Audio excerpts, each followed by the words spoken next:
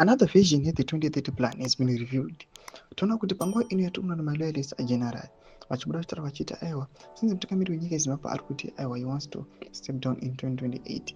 Panapa zvari kuuya vachiramba vachiti aiwa this is just a calculated thing yekuti vakomana ava vakwanisa kueliminata maopposers avo kana maopponents avo. Panapa toona kuti another vision of this story yobuda taura mashuka achiti this might be true just because mutungamiri wenyika yeZimbabwe aiwa akathreateniwa nevakomana aiwa vestate security akaudzwa kuti aiwa you must resign. Sandapinda mashoko anabuda nyogwa panapa.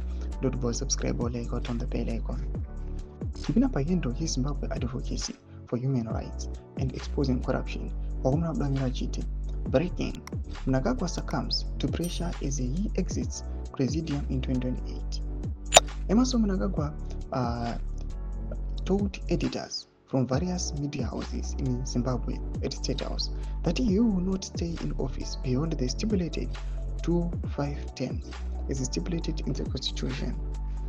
His term in office ends in 2028.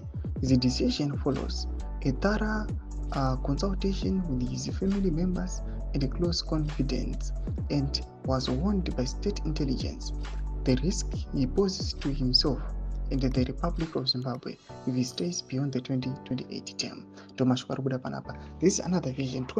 Another vision in this story. These guys, they still want the 23rd agenda, but now they are delaying to eliminate my opponents. But panapa another vision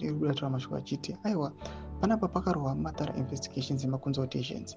Vakomana with the family vakabvunziwa, and then they decided to step down.